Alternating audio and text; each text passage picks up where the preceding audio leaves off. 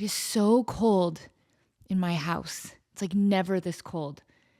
I'm usually sweating my face off and it's freezing. If only I had a warm, fluffy kitty. Oh, he's so mad right now.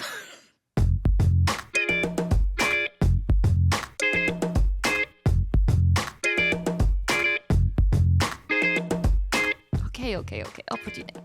Oh, no, don't snag my scarf. Oh my gosh. Oh.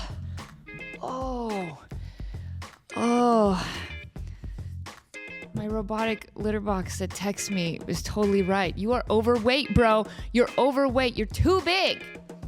What's up, guys? Welcome to Temperamental, episode 73. Is it 70? 73? Kevin just ran away so fast. I think it's episode 73, and my house is so cold, and I'm wrapped up in a scarf that looks like a blanket. It's like a blanket / scarf. Like, it's too small to be a blanket, but it's too small to be, can I try? Okay. It's too small to be a blanket, but it's too big to be a scarf. It's like a blarf. Can we call it a blarf? This is my blarf. Hey guys, welcome to episode 73 of Temperamental. I think it's 73, it might be 74. I'm not sure. Do you know? Hey, you're supposed to be paying attention to these things. You guys, I don't understand you. I have a beef with you guys, the audience. Let me catch my breath. Let me have a drink. Let's play the Smashing Pumpkins thing.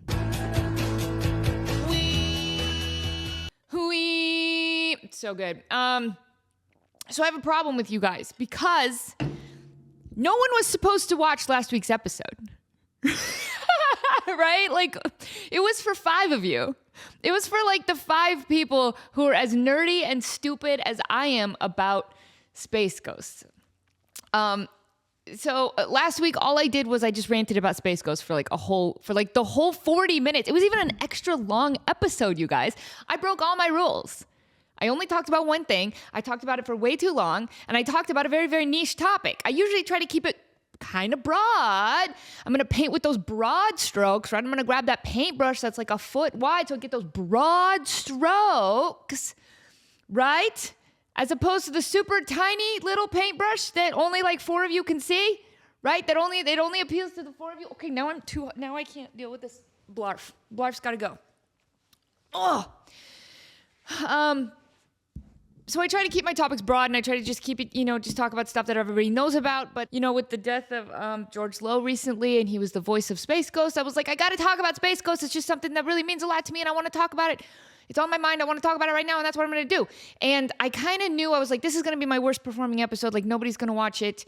But that's okay, because it's my show, and I'm going to do what I'm going to do, right? If I just want to show a jar of mayonnaise for 40 minutes, I can do that.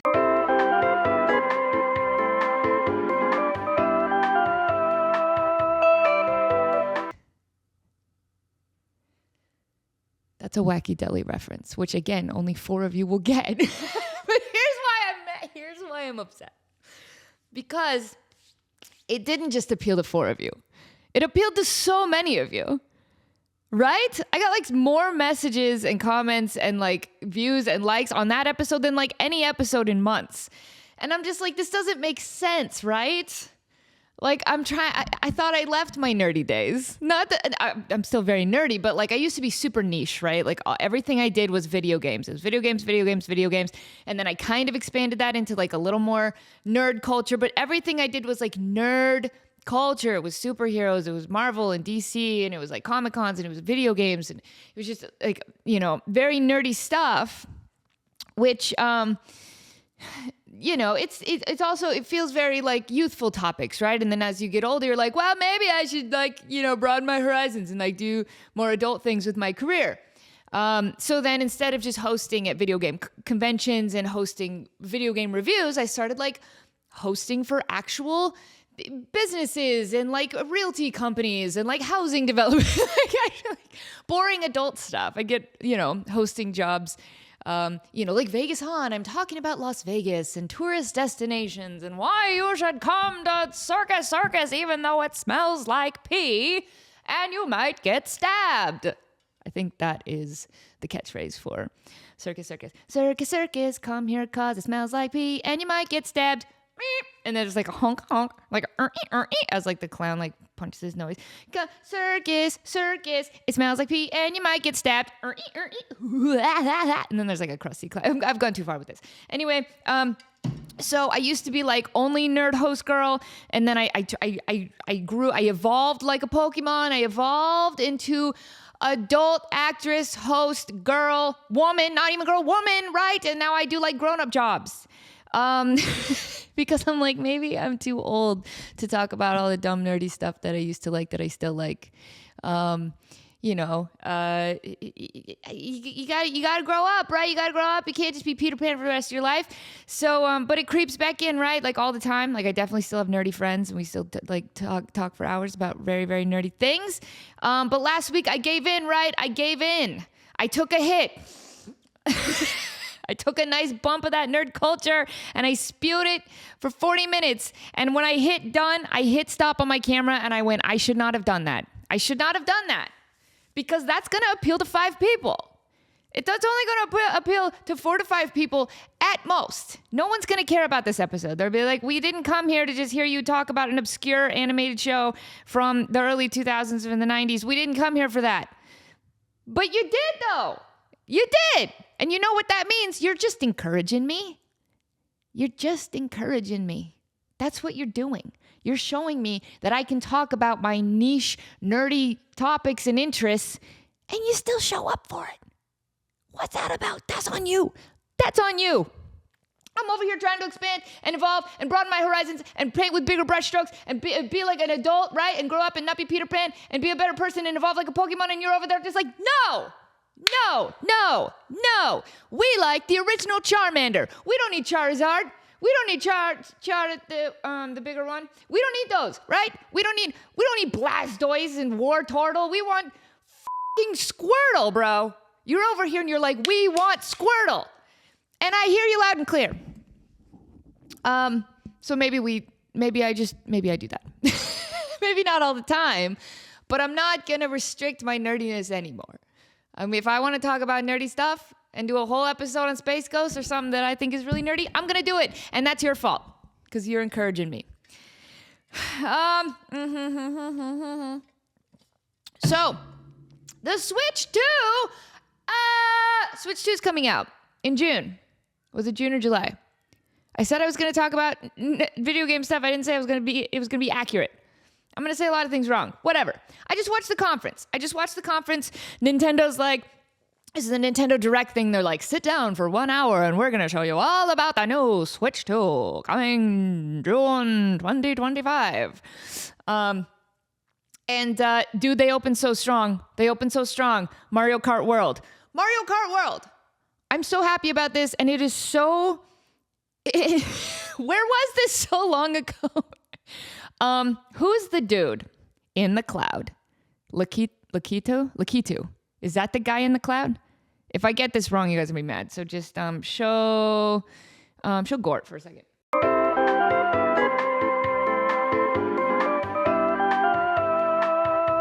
Yes, Lakitu. No, I was right. Lakitu.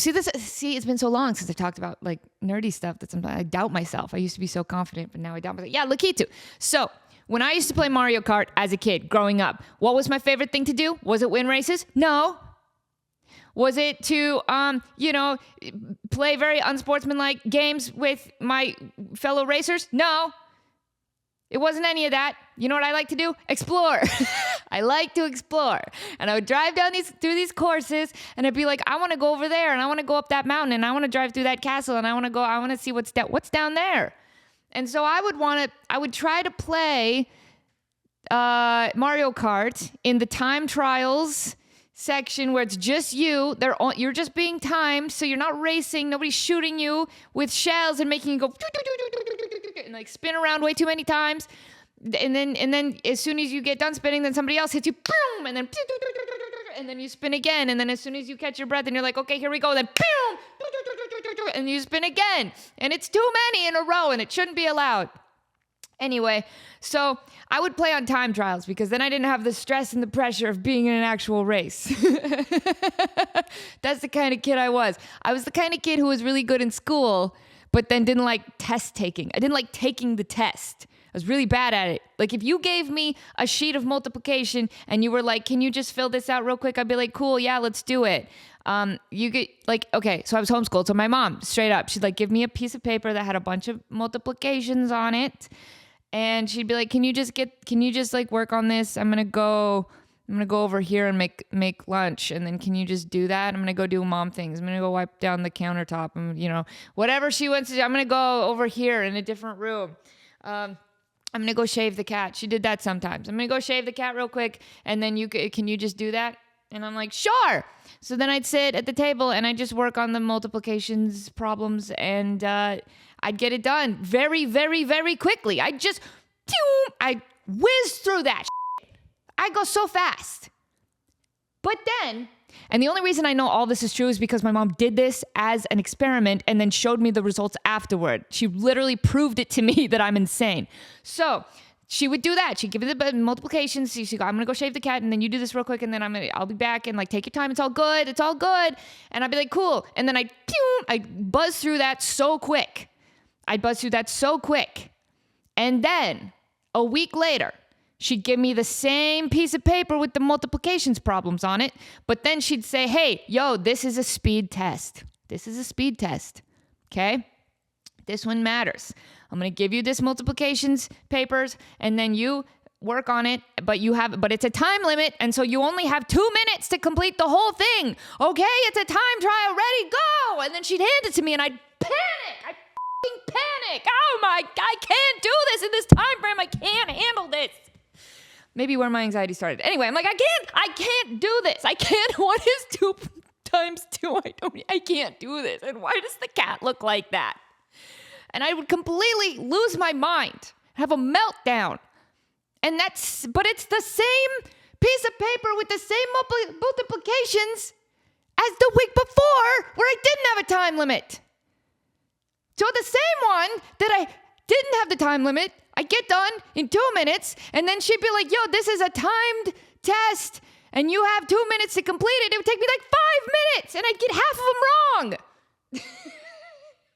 I just panicked. And that's when my mom was like, this is not good. And I'm like, yeah, you're telling me.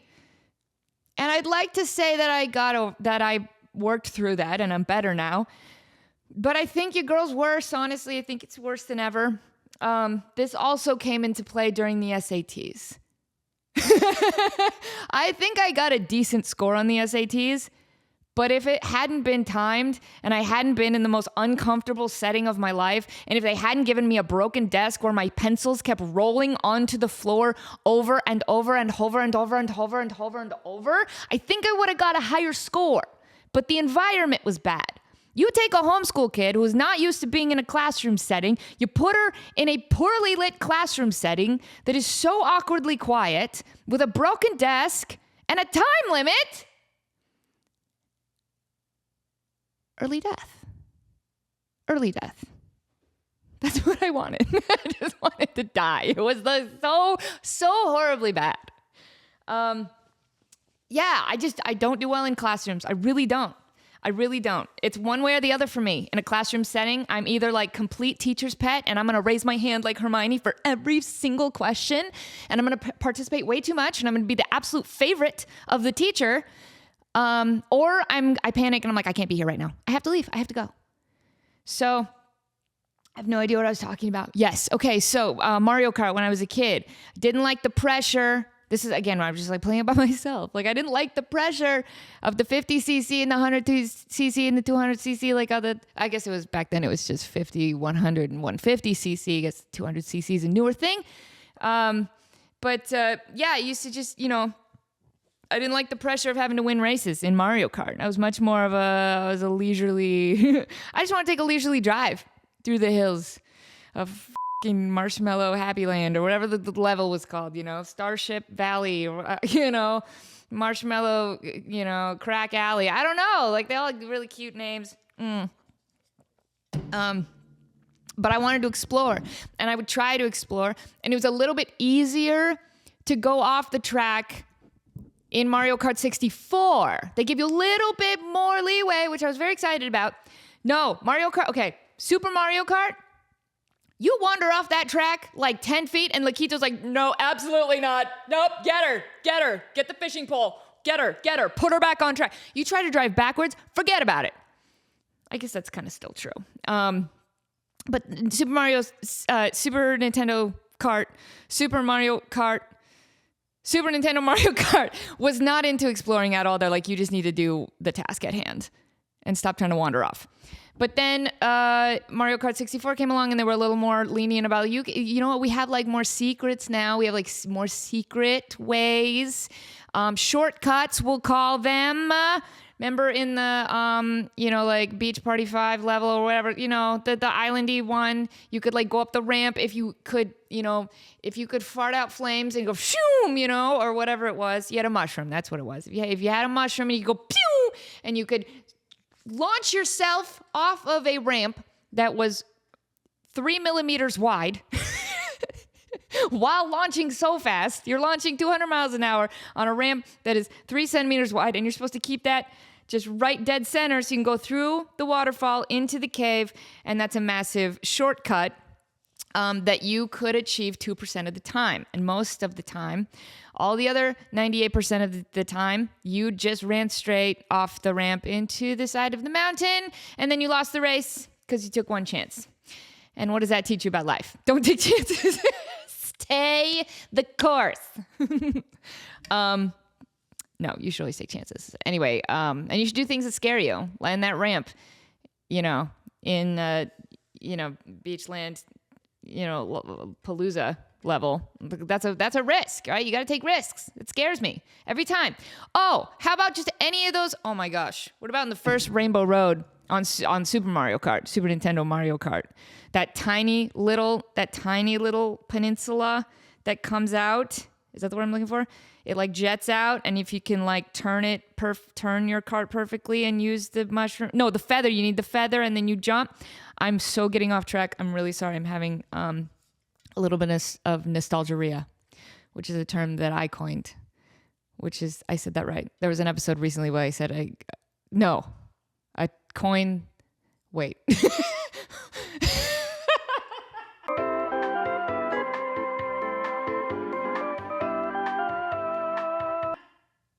There was an episode a couple weeks ago where I said that I termed the coin. And that's not right. It's supposed to be I coined the term. And I was watching it and editing, just like, Lisa, what's that all about?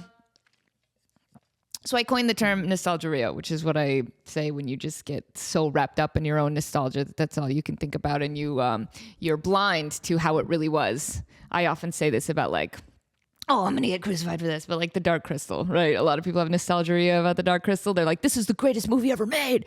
That and Labyrinth. Oh, it's the greatest movie ever made.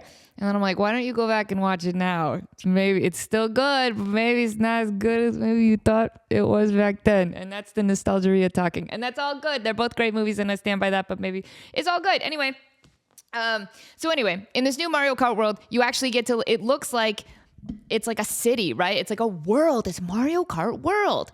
And you get to, saddle up on your cart, which your girl always picks the OG cart. I'm always Yoshi, and I'm always the OG cart. I'm not here for the fancies. Get those fancies away from me. I don't want that. I don't want Marshmallow tires. I don't want a car that looks like Pink Kevin. I don't want that. I don't want to drive a rocket ship. I don't want to drive a Boeing 737 around Beach Party Palooza level. I don't want to do that. I want to stick with the original cart and just Yoshi, not even a different color Yoshi, just green Yoshi in the original cart. That's what I want. I'm not here for the fancy stuff. It's always consistently good, and I can control the drifting just fine. I'm not here for those motorcycles. I don't like the motorcycles. But anyway, yeah, so I want to saddle up in my cart, and it looks like I can just kind of explore the city. That's what they're setting it up to look like, that you can just explore. And it looks like the game's going to react in real time to what time of day it is and what the weather is outside, which is awesome. Except that we're not really going to experience that a whole lot living in Nevada because it's just kind of hot and dry all the time. Except for today, it's cold. I don't know what that's all about. But we're not really going to get to experience like gameplay with snow and rain and hail and fun stuff like that. Like we're just going to be hot. It's like all of our characters in our Mario Kart world are going to be pulled over on the side just like searching for cold water. Just like, I'm so parched. That's what's going to happen in Mario Kart. Cars are going to be dying left and right because they're overheated. It's going to be bad. But yeah, it looks like you actually get to explore, which is really all I wanted. So all these years later, I think I'm getting the Mario Kart that I always dreamed of, which I'm stoked about. And there's a new Professor Layton. Oh, they tried to just sneak it in there. They tried to just sneak it in there, right? They're gonna with these Nintendo conferences. They did a great job with this presentation that we could all sit at our computers and watch. But let me tell you, it doesn't hold a candle to the old in-person video game conferences that they used to have. Do they still have them? I don't know. But they were great because they were always a train wreck. They were always a flaming train wreck. And I loved it. You know why? Why? I'll tell you why. They always thought it was such a good idea to bring out a celebrity who has clearly never played a video game in their entire life.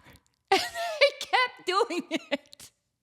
Dude, it would be like Nintendo. They'd be like, all right, and now and now to show you brand new Pikmin 7, it's Alec Baldwin. And we're on the audience like, yay, but why? Yay, but why? And then he'd come out and be like, you guys, let me tell you, Pac-Man 7 is so awesome. I love these little Pac-Mans. They're so cute. And we're just like, what are you talking about? Like, hey, nerds, let's talk about Pac-Man 8. And we're like, what? I love Pac-Man. I love asteroids. I love Pong.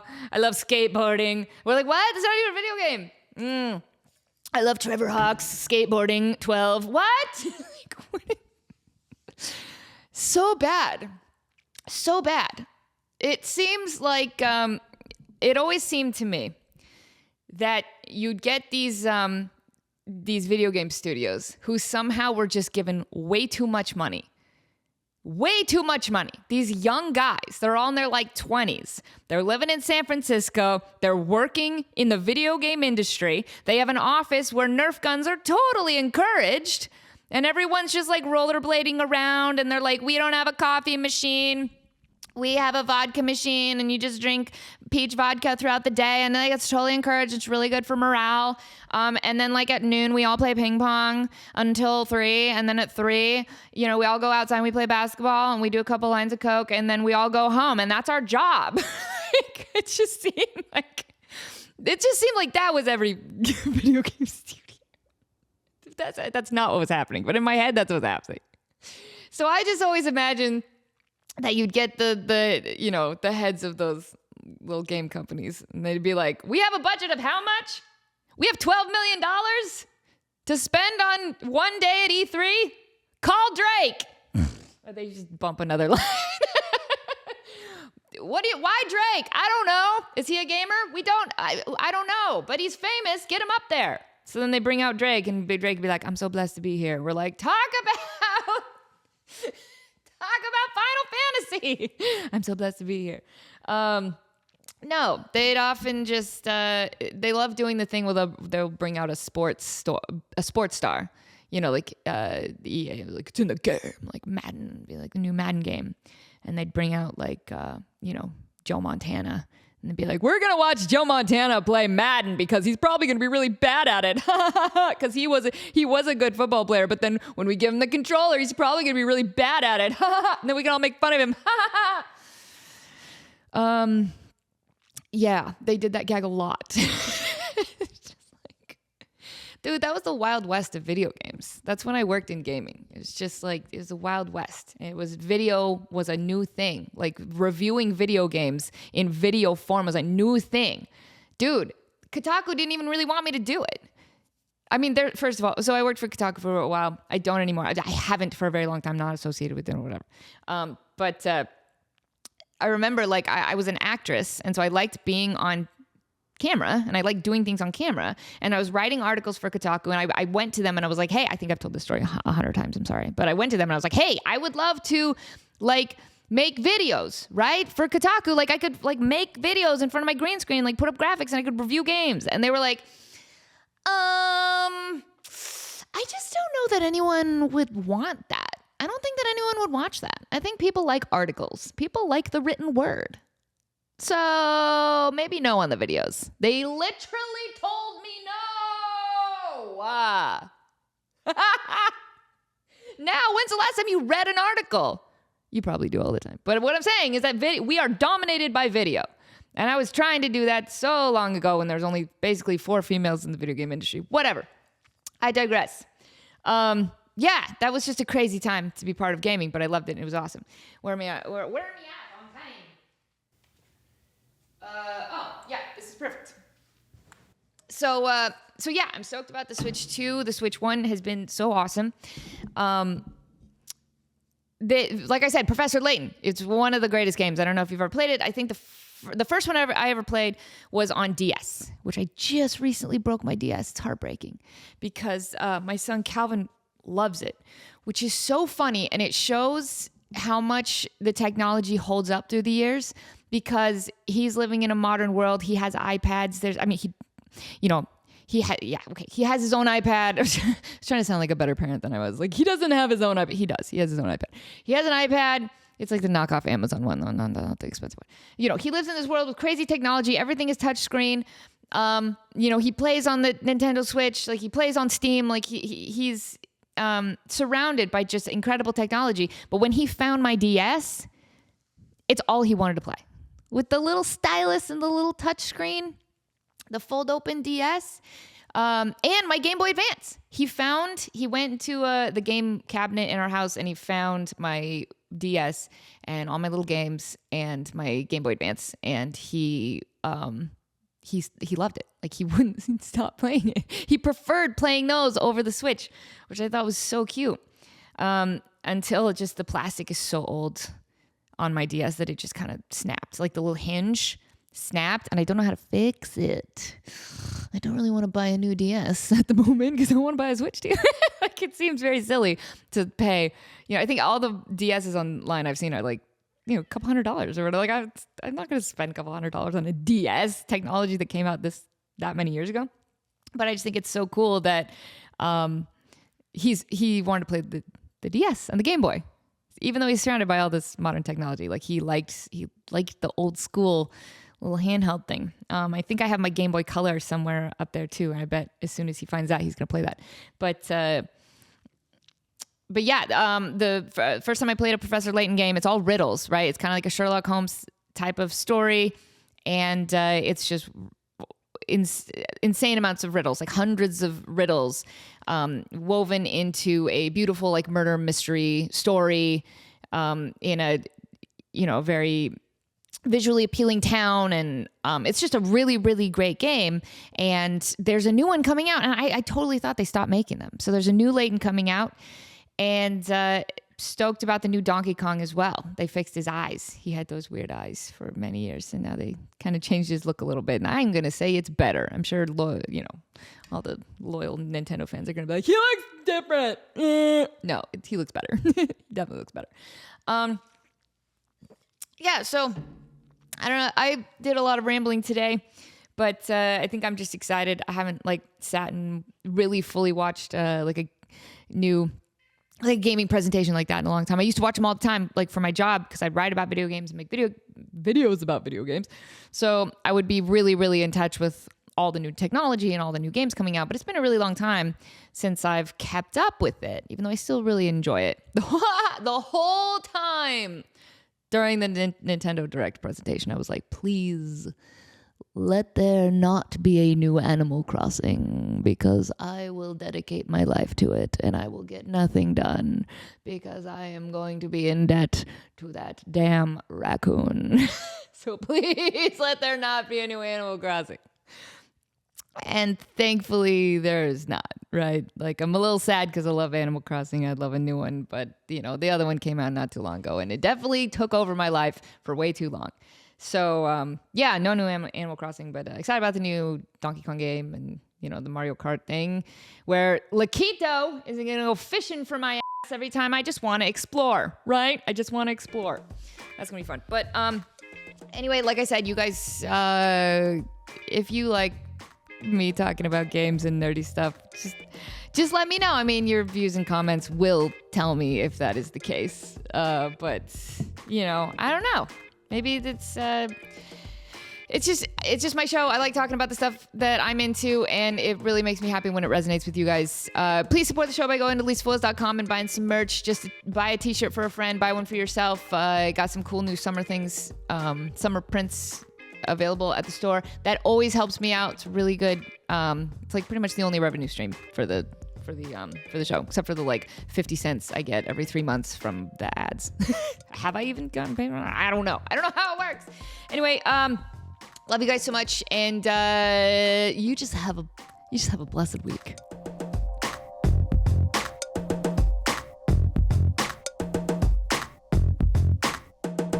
You have anything you want to say? Anything? Mike's all yours. Okay.